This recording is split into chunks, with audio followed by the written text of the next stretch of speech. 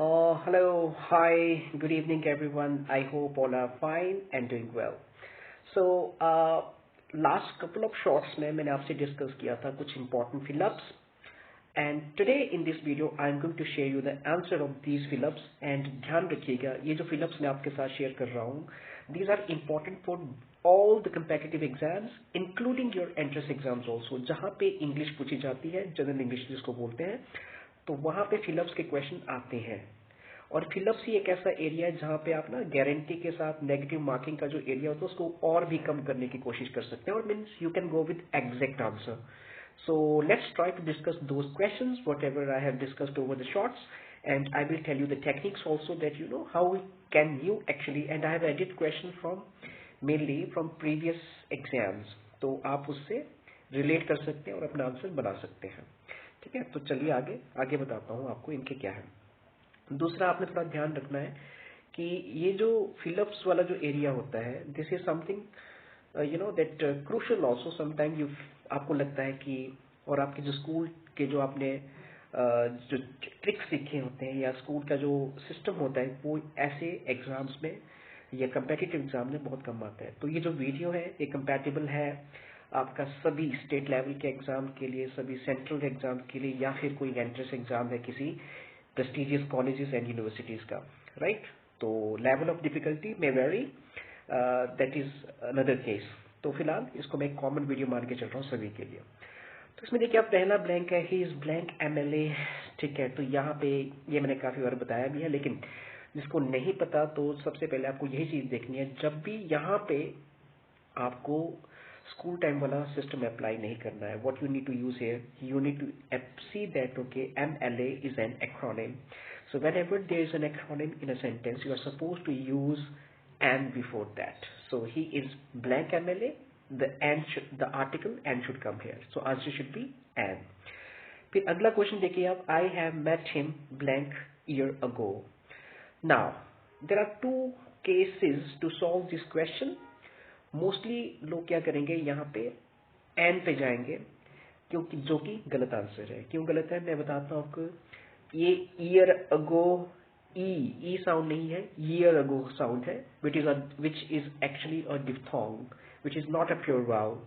whenever there is no pure vowel you are not supposed to use article. अब ये अगर समझने में थोड़ा टिपिकल लग रहा है तो मैंने आपको बताया था कि जब भी आपको आर्टिकल फिलअप करने हैं ए और एन खास तौर से तब आपको ध्यान रखना है कि जो हमारा हिंदी वाला लॉजिक है उसको अप्लाई करना है. जैसे अ से लेकर अह तक अगर कोई वर्ड स्टार्ट हो रहा है अगर वो काउंटेबल है then you are suppose to use article an, right.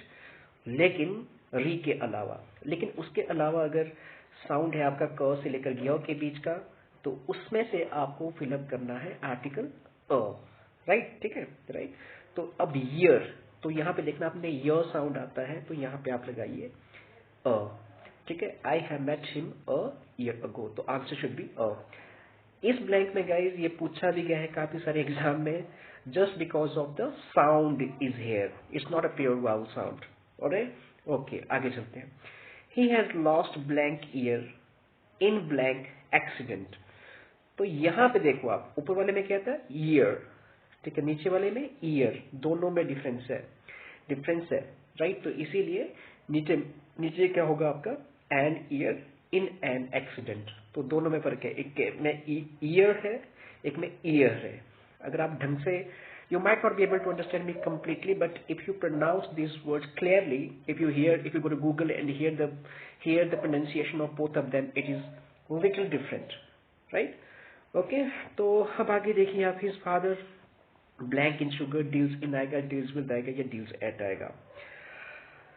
तो देखिए गाइस यहाँ पे आएगा डील्स इन. क्यों आएगा? बिकॉज जब भी अगर हम किसी ट्रेड की बात करते हैं, बिजनेस की बात करते हैं तब यूज होता है डील्स इन का. लेकिन जब हम किसी पर्सन के साथ डील करते हैं तब यूज होता है डील्स विद का या डील विद का, राइट. तो his father deals in sugar, right. Basically वो शुगर बिजनेस में डील करते हैं.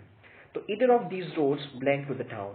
तो यहाँ पे देखिए यहाँ पे भी क्या करेंगे maximum they will go for option number B. Mostly जाएंगे बी में, कुछ थोड़ा बहुत दिमाग लगाएंगे तो ऑप्शन सी में जाएंगे और बाकी जो गैसेस के अकॉर्डिंग चलेंगे तो वो नोटा में जाएंगे. ठीक है, कोई भी ऑप्शन ए के बारे में नहीं सोचेगा। तो option A is answer here. Why? Because either, neither, everybody, somebody को सिंगुलर ही ट्रीट किया जाता है, इसीलिए आपको इनके साथ सिंगुलर वर्ब का ही यूज करना है। तो जो लीड्स होती है, जो हमारी फिफ्थ फॉर्म है वर्ब की, तो उसके साथ आपका उसको हम सिंगुलर ट्रीट करते हैं। That's why either of these roads leads to the town. Clear? तो ये थे कुछ इंपॉर्टेंट ब्लैंक्स। तो अगर आपको इनमें से कहीं कंफ्यूजन है तो let me know. Rest, keep watching and keep following me for such more videos. तो जितना देखो टाइम होता है मेरे पास, मैं उस हिसाब से वीडियो डालता रहता हूँ।